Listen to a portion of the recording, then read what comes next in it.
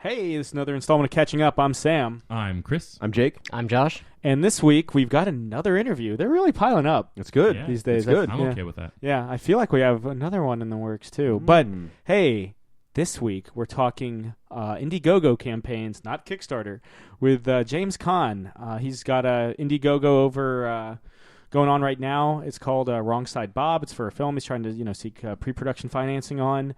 We'll be providing the links, and you should be able to see them. They'll be on all our social media stuff. If you've never heard of James Kahn, he wrote the novelizations for Return of the Jedi, for Indiana Jones and the Temple of Doom, for Poltergeist. He's in probably the most traumatic scene of E.T., the Extra-Terrestrial. Yeah. Used to write for Star Trek Voyager. Josh, I'm sure you'll be over the moon. He used to write for Tech War. Woohoo! So, so without much further ado, here's James Kahn. And joining us now, we've got James Kahn. He's leading a current Kickstarter for Wrong Side Bob to cover the pre-production costs, and it's a fun little indie flick that he's got working on. If you've never heard of James Kahn, he's also a writer on Star Trek Voyager. He did the novelization for Return of the Jedi, for Poltergeist, which is probably the first horror movie I ever saw. And of course, he is in one of Jake's favorite films, E.T. the Extra-Terrestrial. Oh yes. Now, when in that scene, do you because Jake has been known to cry like a crazy person during that. Yeah, that's me. All right. I'll tell you an interesting thing about that scene. Yeah, sure.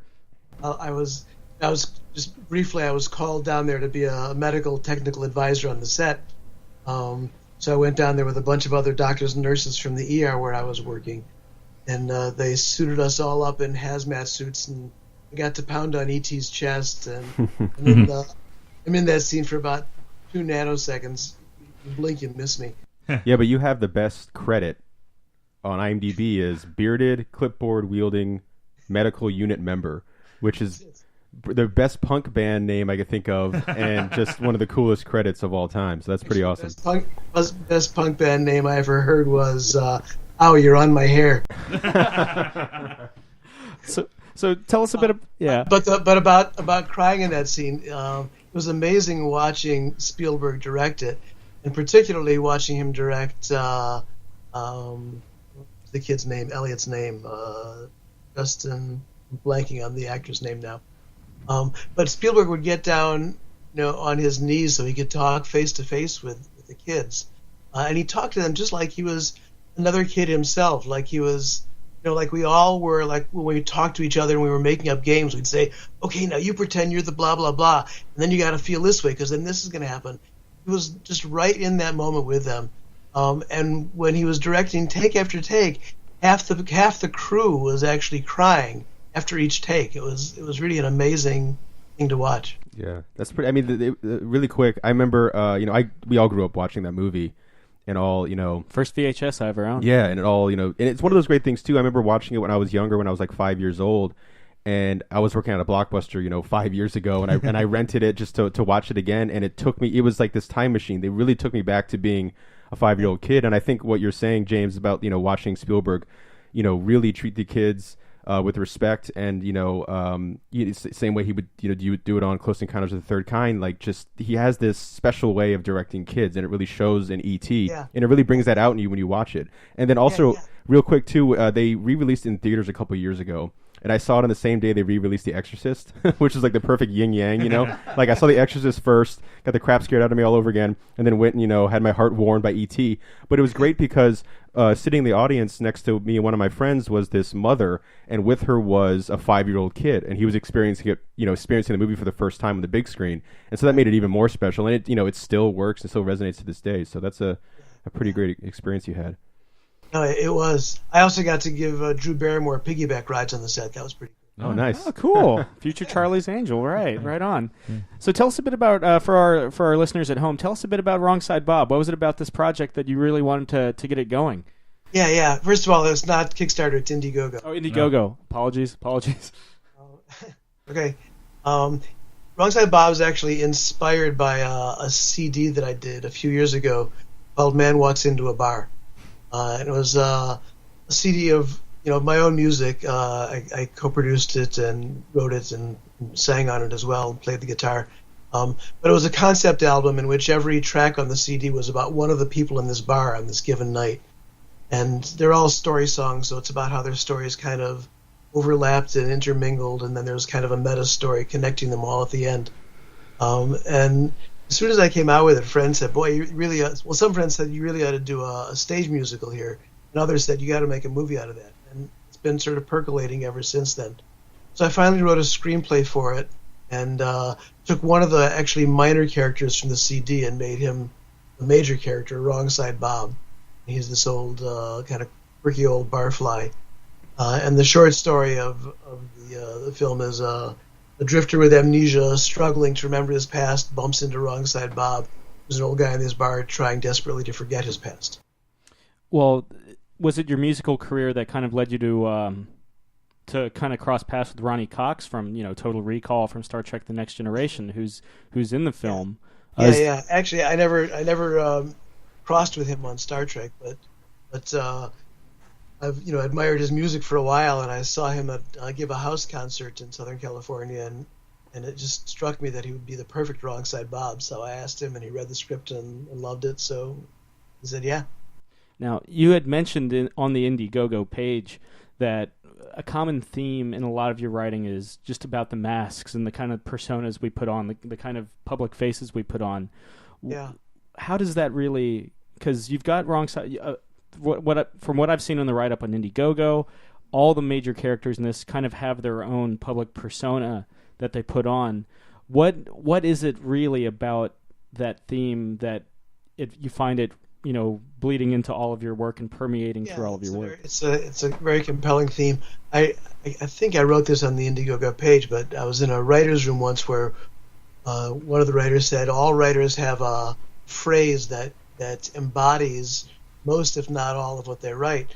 We all scoffed at first, and then within 10 minutes we all sort of had nailed what our phrase was.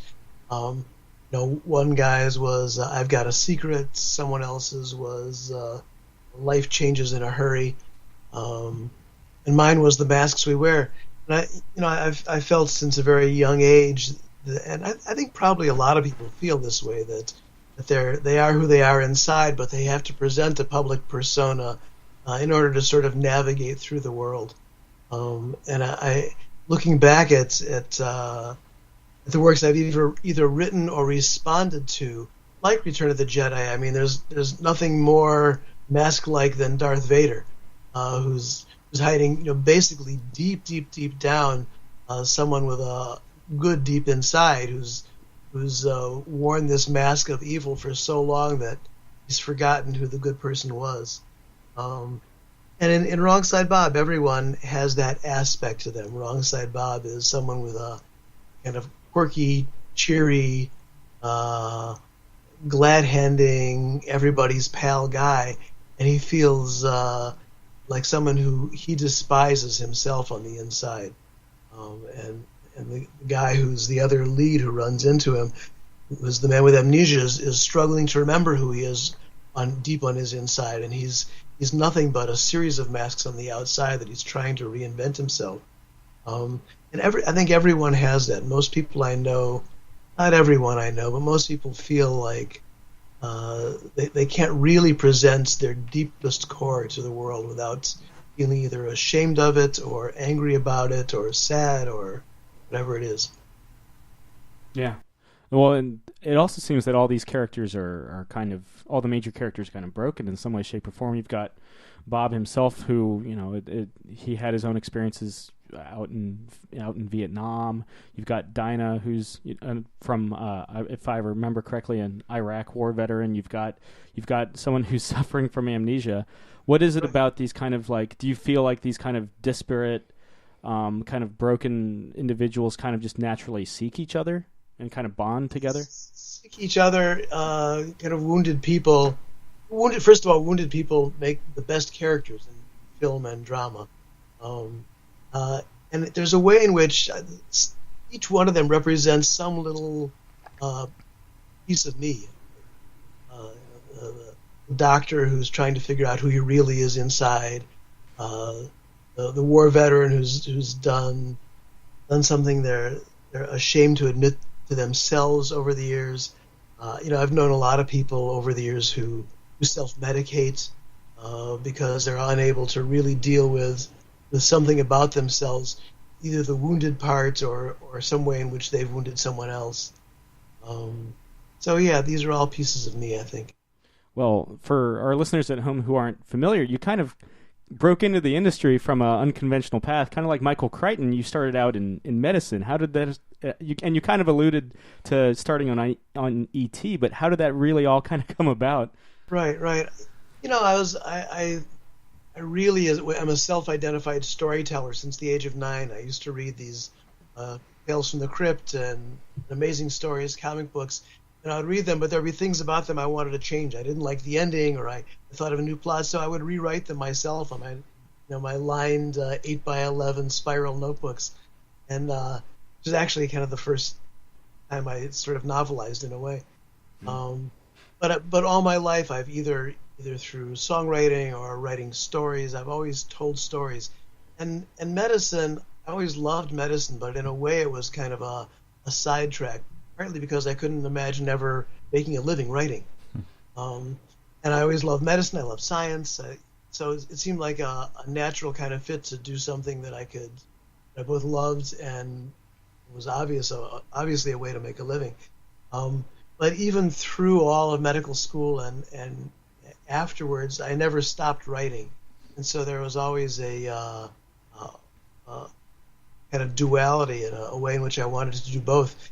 When I finished my residency, the first thing I wrote in the screen world was a script about my emergency room experience, sort of combining those two aspects, and was able to find an agent and show it around town. And it never got made, but it got me a lot of meetings and got me my first gig on a sitcom called ER with Elliot Gould.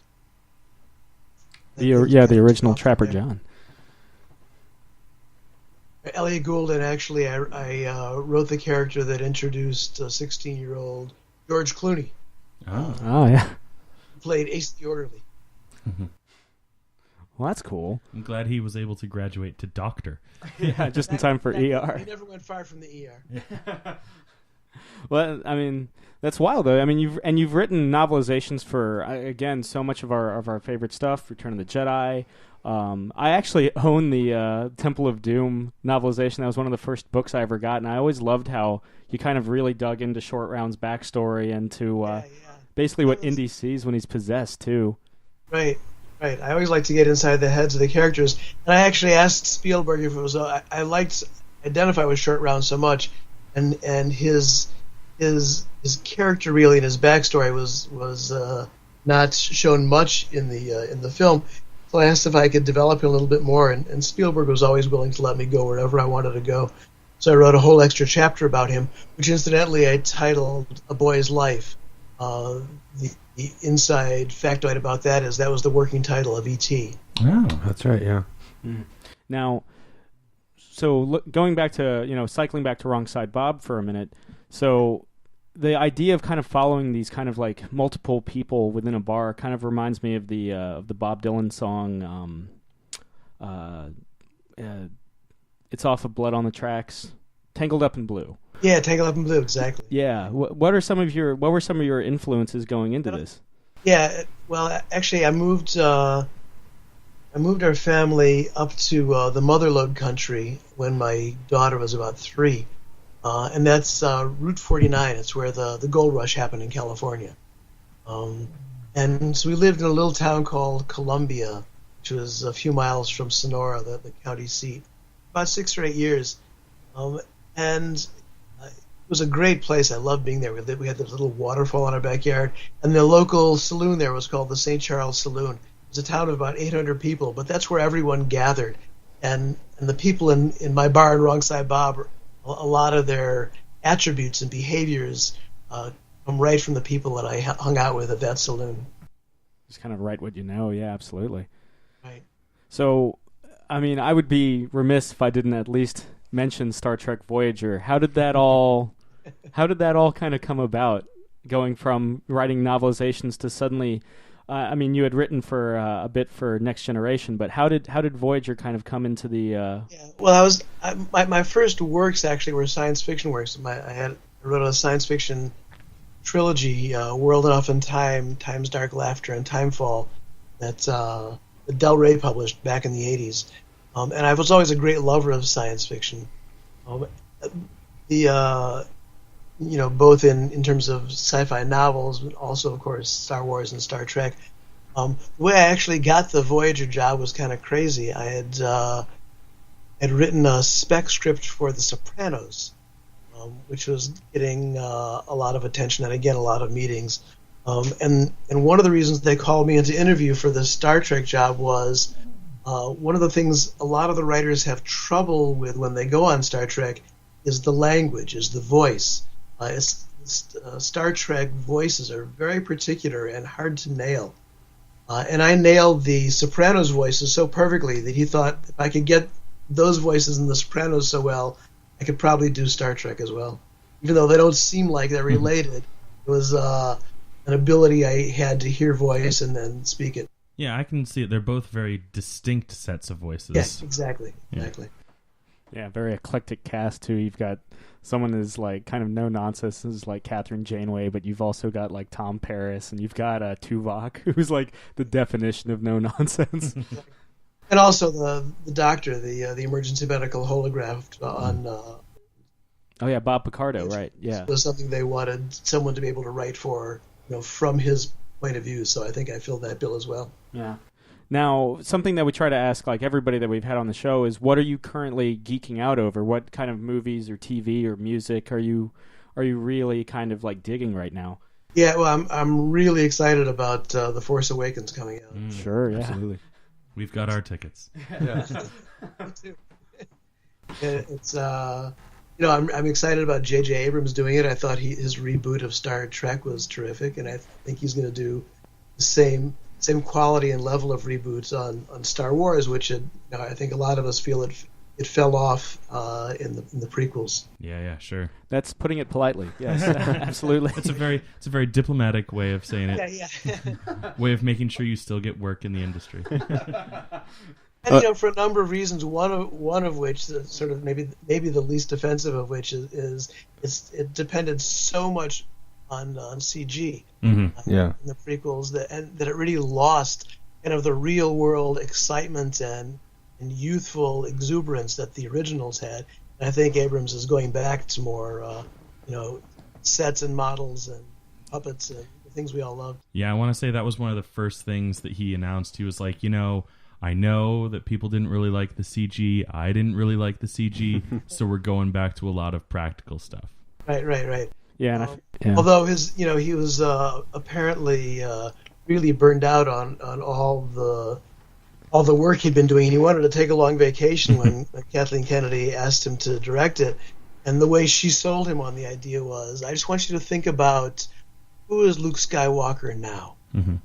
And that intrigued him so much, and that's another thing that makes me really excited about the way I think he's really going to be involved in character and story. Yeah, everyone's commenting online. They're like, he's the new Luke Skywalker's the new bad guy, and it's like, no, the driving mystery behind, at least so far as I can ascertain, behind The Force Awakens is what happened to Luke Skywalker. And of course, Abrams never wants to show his cards that early. Yeah, of course.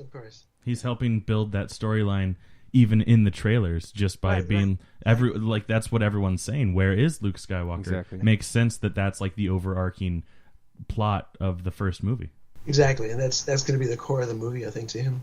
So, based on our talking about Wrong Side Bob and kind of your inspirations and that sort of thing, and of course recording, what are some of your musical influences, and who do you really kind of gravitate towards? Yeah, I grew up in what some DJ Wag once called the great folk scare of the early '60s, and I really cut my teeth on folk music. Of course, early rock and roll as well, but even before then, folk songs. And, both the pop kind of version of folk music like Peter, Paul, and Mary and the Kingston Trio, but also the much more obscure and what we like to call real folk music. So I still love folk music, and it's not guess it's not good to call it folk music anymore. You're supposed to call it Americana. Yeah. So you own A Mighty Wind on DVD, I take it? I love that movie. Absolutely. Yeah, my father's a big... I don't know if this isn't obviously obscure, but my father certainly got me into Dylan and Gordon Lightfoot, who I feel kind of gets left out of the discussion a lot. Yeah, I love Gordon Lightfoot. Yeah, all about Dylan. this. Yeah, early Dylan as well as later stuff. But I still, I still am a huge fan of, what would also be called roots music now. Right. Blues, Americana, folk music, your folk kind of stuff. But yeah.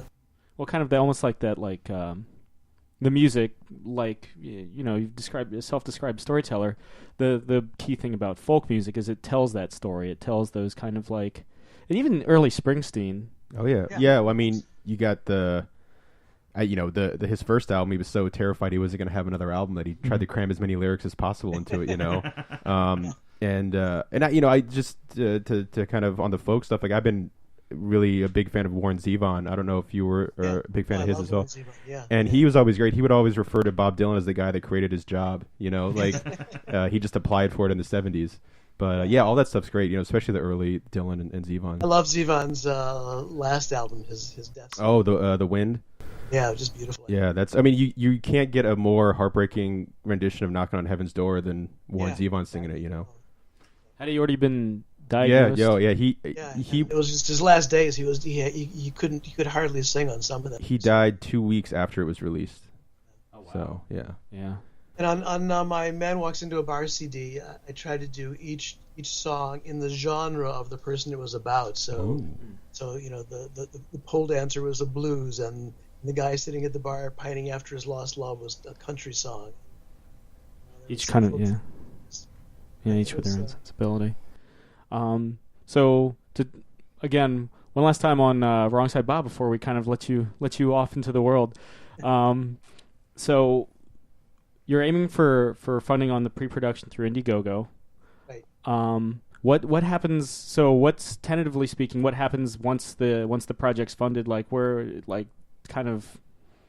Yeah, we'll try. We'll get this level of funding on IndieGoGo, and then I'm gonna be selling shares, equity shares, and getting some investors in it, and hopefully trying to fund up to $300,000 to $400,000. And then our plan is to probably start going to serious pre-production and shooting late spring, early summer. Hopefully no later than June. We'll slowly accrue more actors beyond Ronnie Cox. We just got Gabby Ray, who's an up-and-coming rocker. Right. I'm assuming she plays someone that performs at the bar. She's actually going to be the gangster's girlfriend. Well, there you go. And I'm probably going to be writing something for her to sing. Maybe writing for her to sing. Right. We'll be providing the link over on our through all our social media channels. We'll be providing it on our website. To all our listeners, be sure to go check out the IndieGoGo link. It's so close to being funded. Please, there's all sorts of perks and amenities listed. Please, this is your chance to go help out. Yeah. Let me mention a couple other things about sure. Wrong Side Bob in terms of the campaign. I'm giving out some kind of amazing one-of-a-kind perks, including glossy photos and slides from the Return of the Jedi production. Ooh. You've piqued my interest.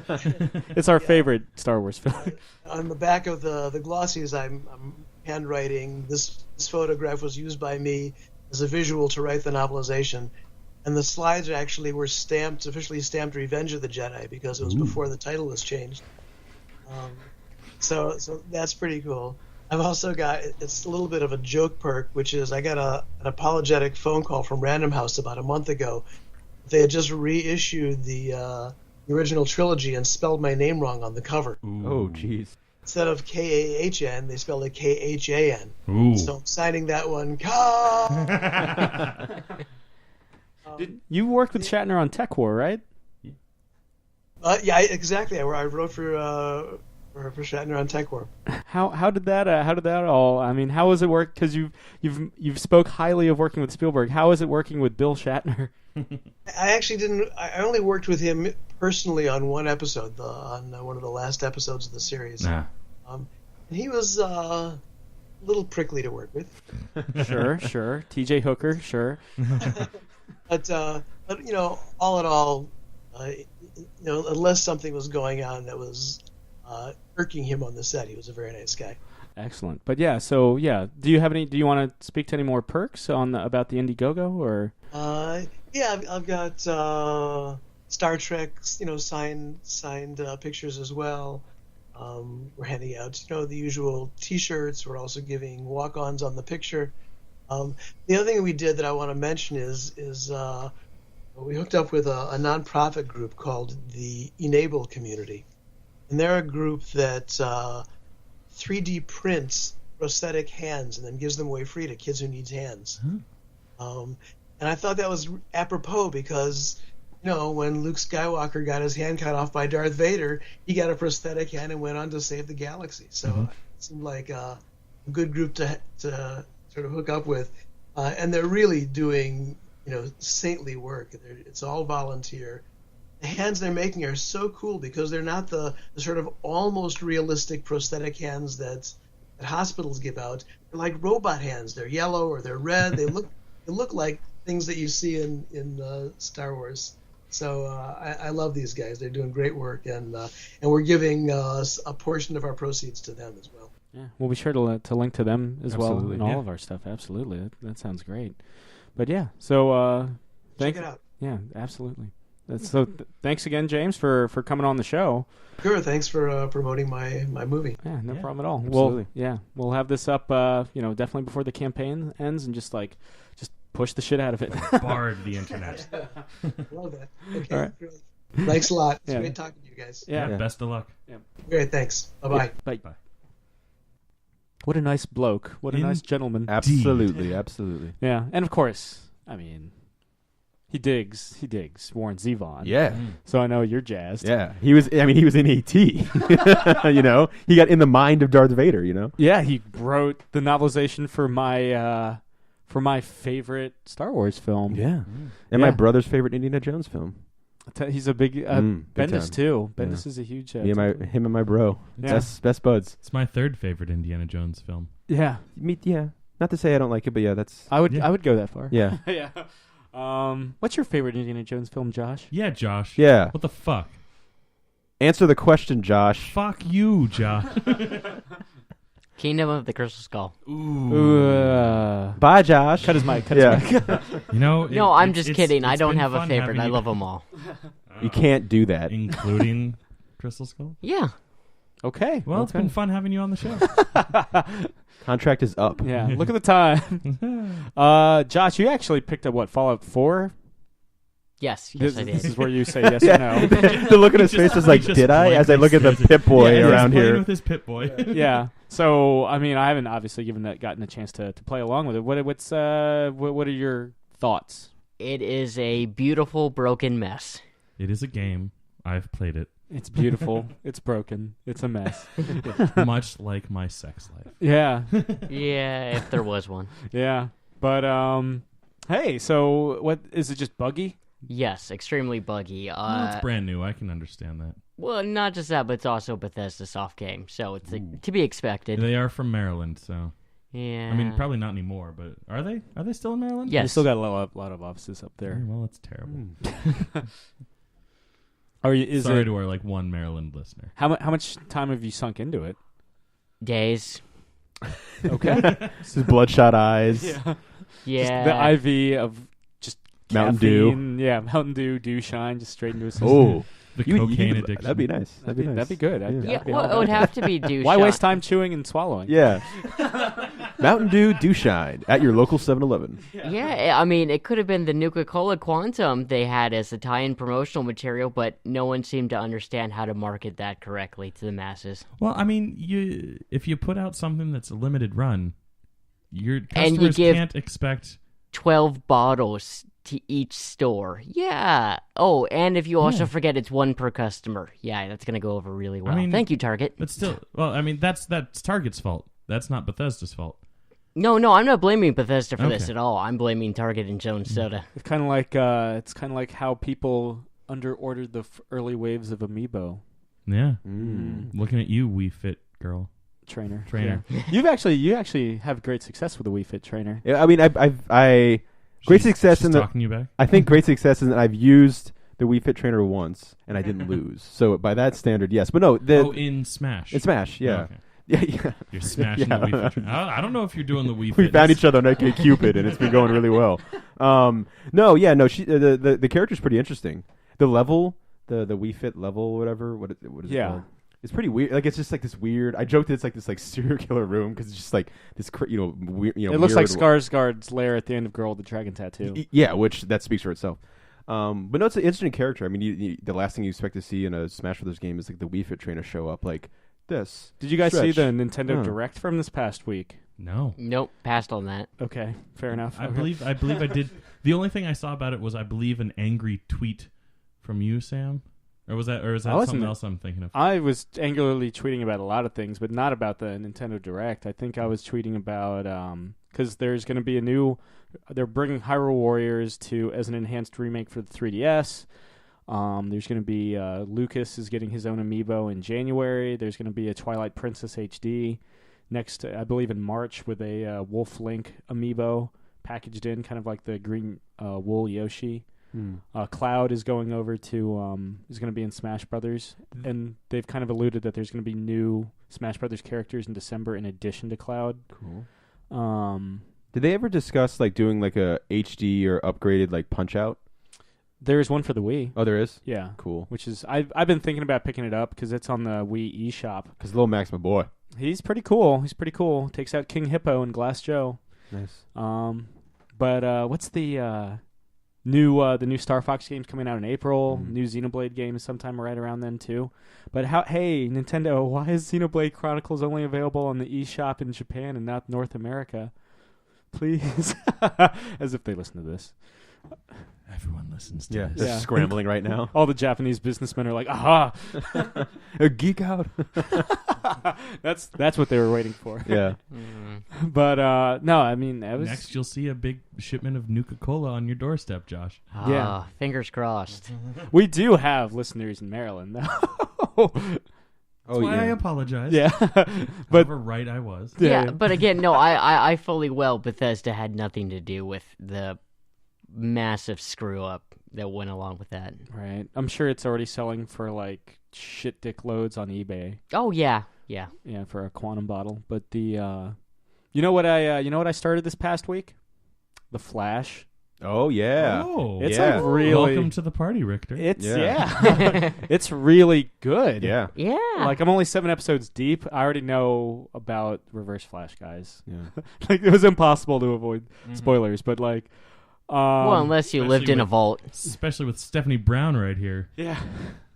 I'm just going to take that as a compliment and keep on rolling. Yeah, so the last thing I saw, because again, only 7 episodes deep, was when, like, what's his name has his gorilla named Grodd. Ah, It's yes. going to pay off. It's been, I don't know, what is it about the Flash that makes it stay in a cut above? Because I'm digging It's it. fun. Yeah. That's why. The bright colors. He actually likes what he does. That is fun. Yeah, I mean, Arrow. I'm behind on Arrow. Like I haven't even technically finished season 3 yet. But Arrow. And this could happen to Flash very well too, because Flash just is only in the early on its second season. But there's so much going on in Arrow. There's so many characters. It's dark. It's gritty. It's very clearly going for like the Batman vibe, which works for Batman. Considering he's a clone of him, yeah. Yeah, but the Flash though deals with he enjoys being a superhero. It's bright, it's colorful, but it still allows for really tragic stuff. Barry Allen has a tragic past, Well, and that pays off. between him and Oliver on the shows, would you say Barry has the more tragic backstory, and because of that, his show is so much, or at least has to be so much more colorful and happy? No, because they could very have clearly gone like super bummer Flash, because that they saw it work with Arrow, Barry Allen. Yeah. Hello, I'm Barry Allen. Oh, by the way, I need to apologize to Chris because if I remember correctly, Supergirl doesn't do "My name is Kara." Yeah, it doesn't quite do the same. It doesn't quite do the thing. So I have to apologize because I remember in the first episode it you were still like, does kind of recap like it does. But in a much less annoying way. Because when the first pilot came out, you were like, I hope it doesn't. And Josh were like, oh, we know it's gonna do it, blah blah blah. And I listened to like the latest episode. I was like, shit. But anyway, back to the Flash. No, I think. Thank you, Supergirl. And Supergirl does it too. Like it's allowing itself to have fun. Yeah. And that doesn't say that Arrow doesn't do that. It's but well lit. Yeah. It's not all in shadow. But like Arrow did with Smallville and Flash is doing with Arrow is it's learning from past mistakes and making it better. The funny thing is, and I've said this a couple times, the Flash feels like a Marvel show and Daredevil feels like a DC show. It's this really weird vibe, and they both work so well. Kevin Smith just recently watched all the Flash, and it's like with Sam too, like, holy shit, like this show's great. Well, I heard nothing but good things about the Flash. So there's hope of Constantine coming back then. I mean, there's that petition that's out right now. Episode. Oh yeah, that really sparked interest in getting him back. Which is probably going to be the only episode of Arrow that I watched this season. I still haven't watched it, but on the DVR. No, it's not even on the. I'll probably find it on demand. Right. But what do you think of Mr. Grant Gustin? He's good. Yeah. Everyone's good. Everyone's fine. I'm now under the belief that we did run into Cisco Ramon in San Diego International Airport. Yeah, and I locked eyes with him. Yeah. Locked eyes. Did we tell that story? I told that story. Yeah. I remember it's pretty funny. Yeah. Yeah. But it's I started a new show myself as well on TNT called Agent X. Oh, it's got what's her name? And what's his name? Sharon Stone. Yes, as Madam Vice President. Oh, okay. Just like Taya Leone is Madam Secretary. Yeah. So how is Agent X? It's pretty enjoyable. It's a sort of light Human Target. Yeah, actually. No, I was about to say lighthearted spy drama, but yeah, no, Human Target's a little closer on the nail. Basically, in the show, yes, okay, Sam, closer to on the nose. Hits the nose on the head. I thought it was fine, and I feel like his little nose gesture was just reinforcing what you said. For once, I don't think he was going. You fucked it up. You gotta do this one. If I wanted to correct you, I'd correct you. It's true. I'll be seeing myself out, guys. Have a nice show. My tenure as Sam's friend, I've learned that he has no. That's not entirely true. I do hold my tongue at times, but if I want to correct somebody, I let them know. He's not coy. Yeah, yeah. If he wants to say something, he just says it. I'm not shy. He's only once bitten, but not twice shy. Oh, I forgot about that phrase. But yeah, so I always thought Agent X was the movie Once Bitten. Yeah, with Jim Carrey. I wonder if it's do they credit Jim Steranko for Agent X?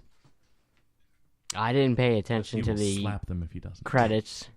Okay. Why? Does he have something to do with? Well, before he got Nick Fury what basically got him Nick Fury Agent of S.H.I.E.L.D. is he was like trying to create. He was pitching this character to guys like Marvel and DC and Charlton, basically everybody that was based out of New York City in the '60s.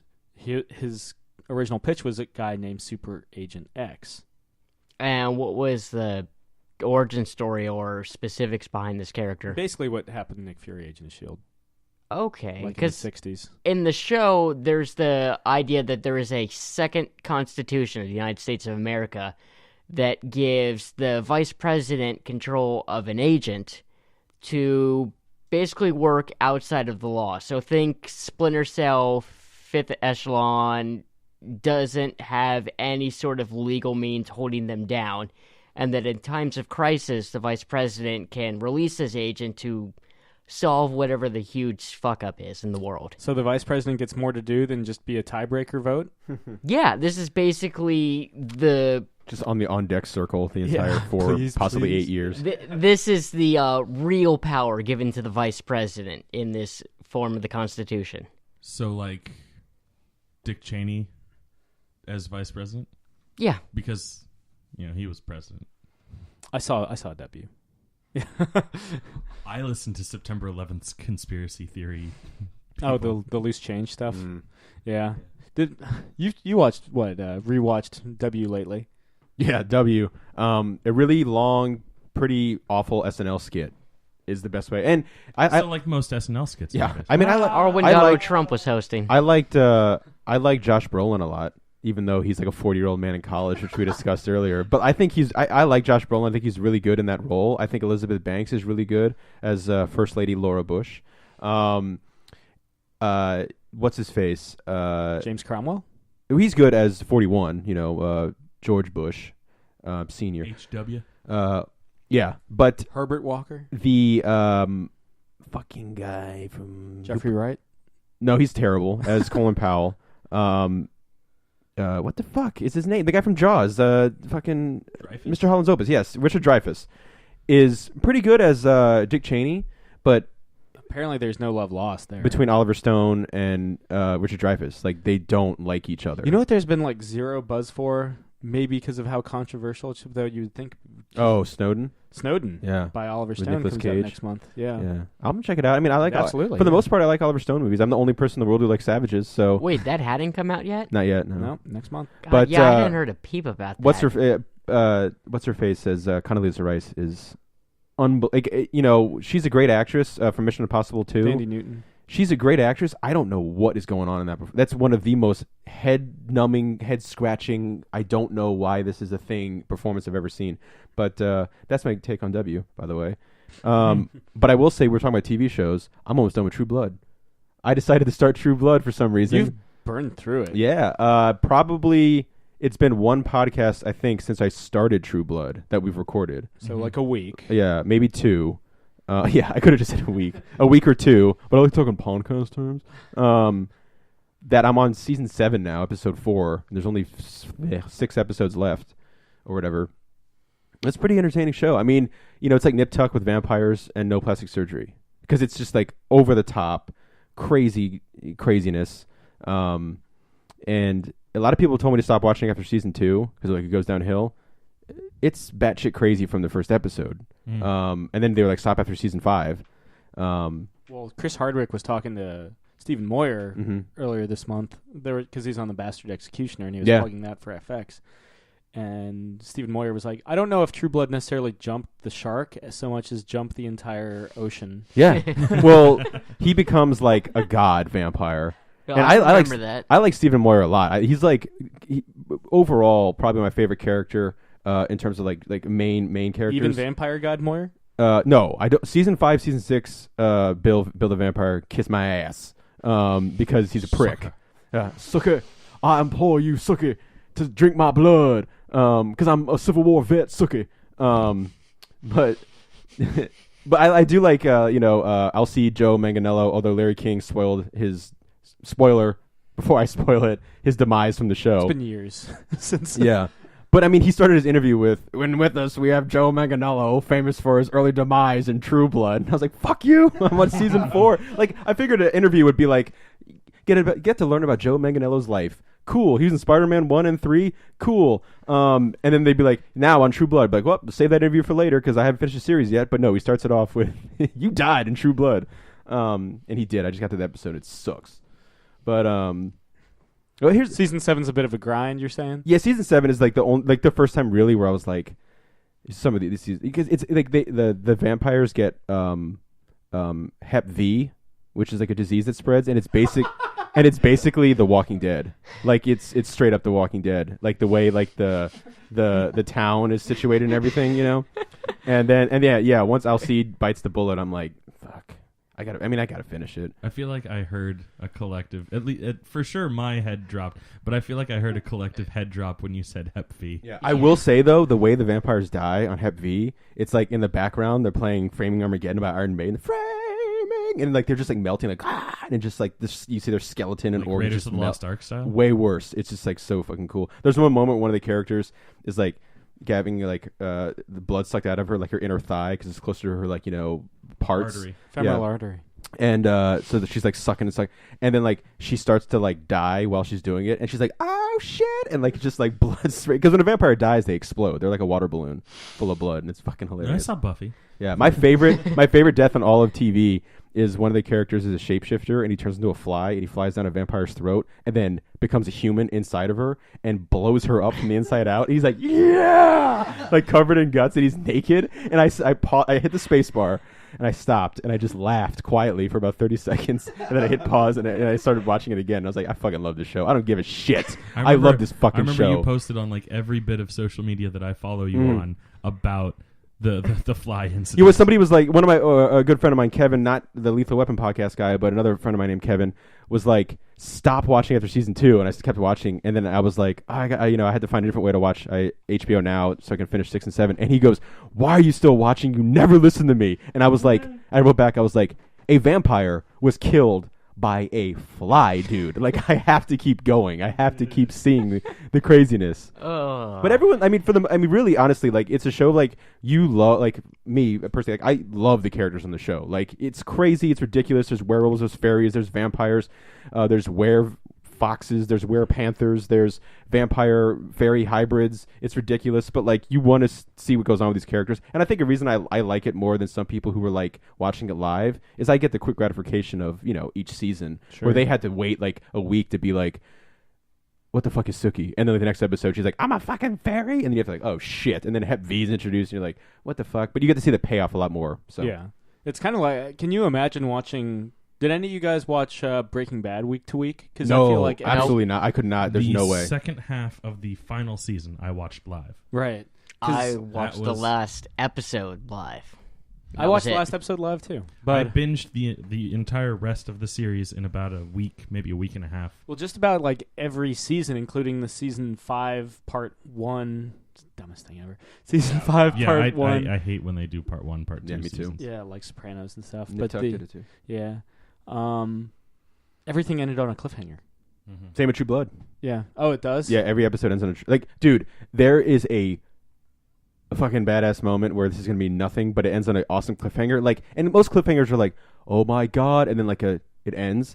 There's a cliffhanger that ends almost mid-sentence where like the Suki is like Avengers.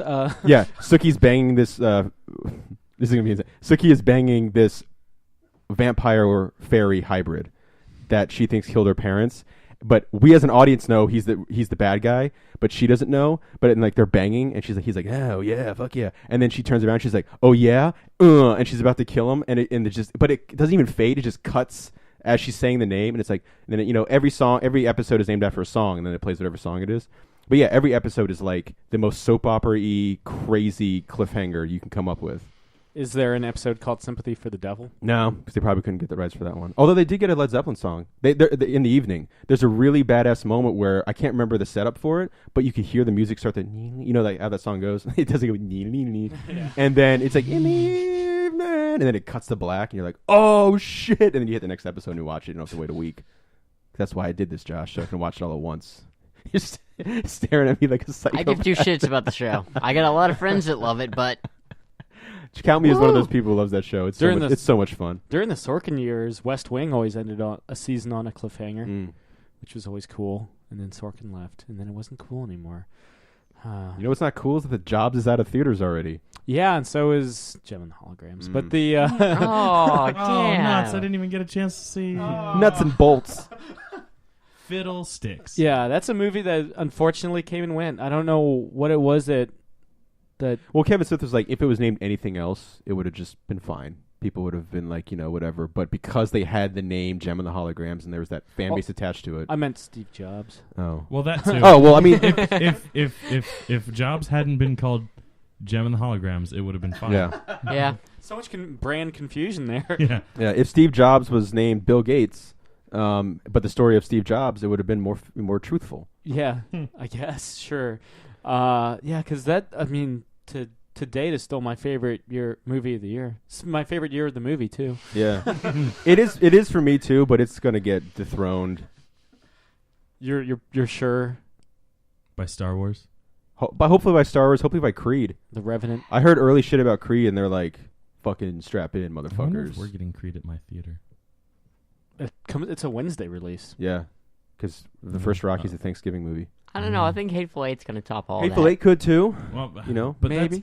I don't know. I want those movies to be good enough. Count that as this year. I mean, yes, it's getting released on Christmas, but it's wide release is in January, so I'm pretty sure. Sucker. I'm pretty sure we're gonna count that as a 2016. I always count it as like and this is just me personally. I always do it like Academy rules. Like whenever it premieres, be it wide release or limited run, then Academy rules. So December 25th. Yeah. I mean, I'm pretty certain the numbers for the official premiere would be here's backing in Sam's corner for that. Again, it's just me. Backing in Sam's corner because I agree. We saw American Sniper this year, and that wouldn't be one of my favorite movies of the year. Yeah, because it came out in December. Yeah, it was a limited run in December. And then it was wide release January 14. By the way, real quick, getting sidetracked by American Sniper. The other day, I was getting food. My what was it? Veterans Day that just recently passed. Yeah, I was hanging out with my folks, and because they had the day off work, and I went to go get food for lunch, and I went to the Chinese place that's just up the street. Mm-hmm. And while I'm taking my food to my car, I hear some just random dude hollering out of his car, talking to this other guy that I presume he met in the parking lot. And all I hear from their conversation is the guy in the car is saying, "Hey, you know American Sniper?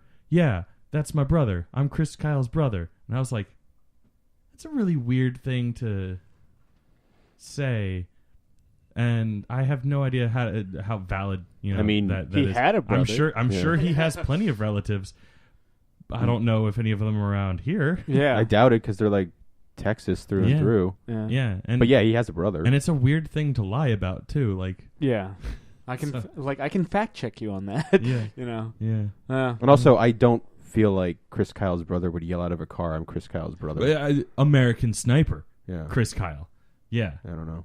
Yeah, could have just been blowing hot air. Yeah. Yeah, I mean, shit. Again, I didn't hear any of the rest of the conversation, so sure. I have no idea. I have no idea what the end game was. Par for the course for Northern Virginia and weird shit being said by random strangers. I mean, we're not Florida. I mean, yeah, it's a weird thing for you to attest to it as far as I'm concerned, but okay. Virginia isn't for lovers; it's for weird conversationalists. Yes. Sure.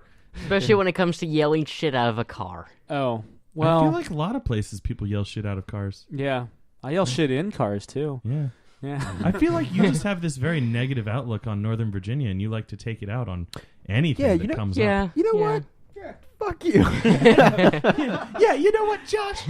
Fuck you. Yeah, seriously, I love your shit. Chris, being from Northern Virginia, and save I it for the living car. in Northern Yeah, Virginia. let me get some off my fucking chest. Fuck you, dude. Jake, save it for the car. Wait, are you yelling at me because you're pointing at me? No, you know what? I need to do this on the podcast. I need to thank you for helping me get a job, sir. Oh, hey, you're welcome. Yeah. So Jake now works with me at the bar, and Sam's sister Anne. Yeah. And I'm sure knowing Sam helped as well. Probably. So maybe. I mean, they're like, when I mentioned like Sam, they're like, oh yeah. Yeah. When Curtis, one of the managers, walked up to me, he was like, "Oh, I saw your friend's resume. You worked at Blockbuster?" And I was like, "Yeah, he worked at Blockbuster." We had just like 2 days earlier had like both figured out that Curtis and I had worked at a Blockbuster, not the same Blockbuster, but just a Blockbuster, and we reminisced because for some reason it's so cool that we all worked at Blockbuster. Well, it's because it doesn't exist anymore. You know what I mean? Like, do you know where he worked? Like around the area, which Blockbuster? I want to say it was one of the ones more towards Fairfax City. Gotcha. Fuck it. Yeah. Well, there you have it. Yeah. Anybody got anything to add? Anything at all? Josh. Sucker. I've been enjoying Heroes Reborn. How about you, Chris? Actually, you know what? I have been enjoying Heroes Reborn. Where are you in the series? I'm caught up with Heroes Reborn, so now I've gone back and started watching some of the classic Heroes because it's all on Netflix. And I thought I had finished after season 2, and then every single episode of season 3, I'm like, there's at least one thing that I'm like, I remember seeing this. Like even I texted you, I was like I got to a point where I like stopped for the night, and I texted you and I was like, okay, I figured out where I stopped. And then like the next episode, I was like, nope, I remember this too. So I have no idea how far I got into this show. Okay. As a non sequitur, because I just started The Flash, who is everybody's favorite Flash villain? Mirror Master. I'm gonna say Professor Zoom. In general, or from the show? In general. It could be the show version, though. If Oh, okay. Captain Cold from the show. I like Captain Cold. I feel like they do a pretty good job on Captain Cold. Yeah. Like, Oh yeah. It's close Well, enough. Jeff Johns is going to make sure they don't fuck up Yeah, Captain Cold. Yeah, what I'm saying is he seems pretty true to the Captain Cold that I know of from the book. Yeah. I mean, Jeff Johns' favorite comic book character, not just like Villain.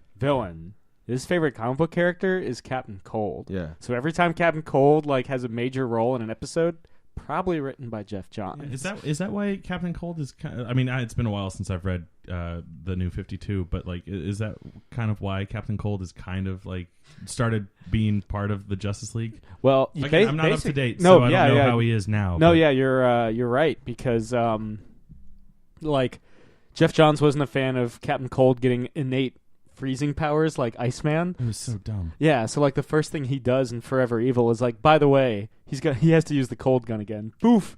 And then like, oh, by the way, he kind of helped save the day. Whammo. By the way, he's now a member, kind of a de facto member of the Justice League. Sada. I love all the onomatopoeias. But yeah, like Well, he is going to become a legend in Legends of Tomorrow. So him and Heatwave, yeah. Mm-hmm. Yeah, I could do with that Heatwave. He's not doing it for me. Do you like the Dominic Purcell yogurt commercials? Yes. Every time I see those, I just picture the Dracula character from Blade Trinity. Yeah. Trying to sell me yogurt.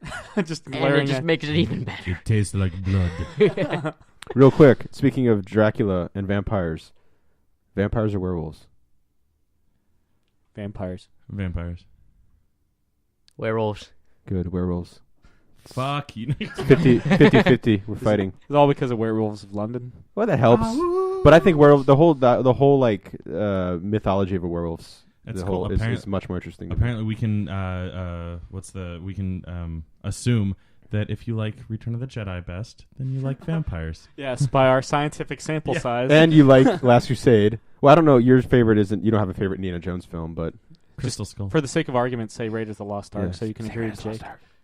Hey, Josh, what's your favorite Indiana Jones movie? Raiders of the Lost Ark. Temple of Poon. Say Raiders of the Lost Ark. I'm trying to remember the plot of all of them. Okay. Well, Raiders of the Lost Ark, they try to get the Ark of the Covenant. Yeah. Temple of Doom, they venture into a thuggy cult of doom. Yes. Last Crusade, they try to recover the Holy Grail that was recovered during the Last Crusade. And that's the one with Sean Connery. Yes. Mm-hmm. Temple of Doom is the one with short Raiders. round, the little Asian. Raiders. Okay, good. Yeah, so I love Nazis melting. So by that standard, if you like werewolves, you like Raiders of the Lost Ark is your favorite Indiana Jones film. If you like vampires, Indiana Jones Last Crusade is your favorite. Or Empire or Jedi. Yeah, Empire Jedi. Yeah. Yeah. Yeah, that's cool. I think our sample size is empirical. It is. Yeah. But I mean, honestly, going back to this is true science. Going back to Werewolves of Take London. That, Neil deGrasse Tyson. Weird science. Thank you, Sam. Going back to Werewolves of London, like honestly, the thing that always captured my imagination is the opening line of "I saw a werewolf with a Chinese menu in his hand, walking through the streets of Soho in the rain." Like this idea of this werewolf not out to kill anybody. His hair is perfect. Yeah, drinking the margarita. I wish I knew. Or pina colada at Trader Vic's. Yeah. But yeah, just idea of like just a normal guy, like a werewolf, just being a normal dude sitting around in a nice suit with it's tailored perfectly, hair slick back, drinking a pina colada. That's funnier to me than anything else. Where's that movie? Seriously. American Werewolf in London. Yeah. I need to figure out who has my copy of that because I know I have it on Blu-ray and it's not on my DVD rack. Zach, do you have it? Time to start hunting people down, Chris. Yeah. Jake? Use your special set of skills. Yes, use your powers you got from the solar eclipse. Right on. Or the particle accelerator, because just like Smallville and Kryptonite, everybody gets their powers from the same thing. That is like my biggest pet peeve of Flash. That's the go-to for like all the like any supernatural stuff. Like Supergirl's doing it right now, where like the jail. Everyone's from the Phantom Zone. Thank you for bringing that up again, Jake. Anytime. We had a conversation over text message about with me and Jake of who we think the head guy of the secret facility is. Jake, do you want to say Hank who Henshaw? you think he is? Cyborg Superman. Hank Henshaw? Yeah, Cyborg Superman. Yeah, he's Cyborg Superman. He's in the comics. Okay. Yeah. Is that who I was thinking? Who did you think? Mongol? No, Jean. Oh, okay. Oh. I mean, to be fair, in the comic books, he's a white guy, so they could be changing everything. They could. Yeah. Which is not to say I. Apparently, we can't read each other's I don't minds care. because I thought you were saying Cyber Superman. But one last thing, and then we can go to 7-Eleven. Is talking about me crying in ET. Yes. You're a little bitch. Chris and I had a nice. Apparently, it wasn't just. Apparently, half the crew. Yeah, yeah. Yeah. Oh, yeah. This is a magical moment. Yeah. Talking about crying. Yeah. So Jake watched Supergirl like live. Well, I was, but sooner? here's a weird thing. I started to watch it live, and around here in the local area, and I saw some stuff on social media and the Facebook page too.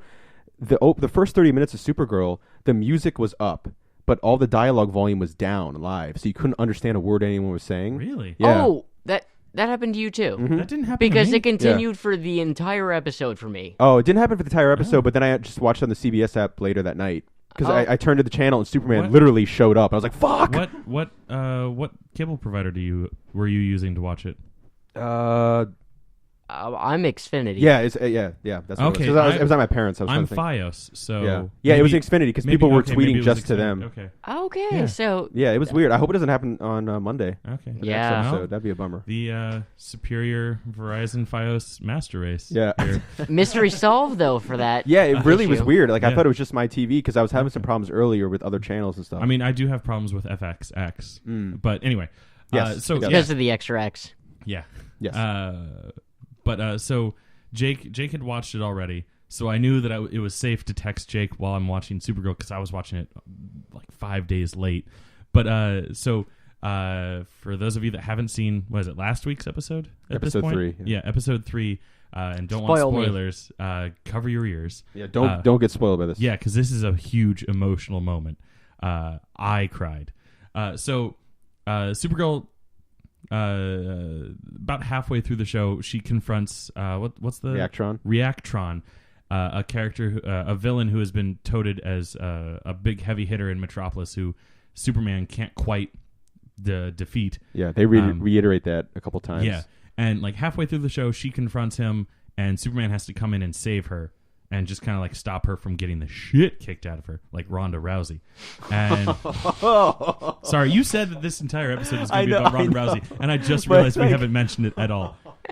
I still love Ronda Rousey. I'm not shit talking. No, her. me too. But I mean, takes it's one of those sports takes moments. It takes a lot to go 12 rounds or 12, whatever pay-per-views, I guess, undefeated, and then get knocked out. It's a big sports moment, but like she'll bounce back. Yeah, no, she'll be fine. She's the Undertaker of UFC.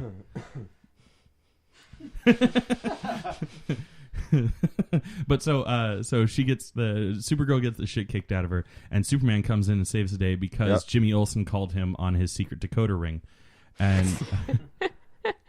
and Supergirl's really pissed off about it because she's like, I wanted to fight him myself. Yeah, I didn't want to just be Superman's cousin. Yeah, So then later on in the episode, she figures out how to stop Reactron and actually like defeat him in a really like simple way. Like it's like the most simple way she's taking down somebody. By the way, if we can take a moment, I was really actually annoyed that all she had to do was dip her hand in molten lead and then like grab the thing. Yeah. I thought she was going to like take it and throw it into the thing and then throw it. I was like, it's not really encased in lead. Yeah, well, she just like does the she diamond thing. It. Yeah. Anyway. Yeah. That's a different podcast altogether. Semantics. It's our next miniseries. Yeah.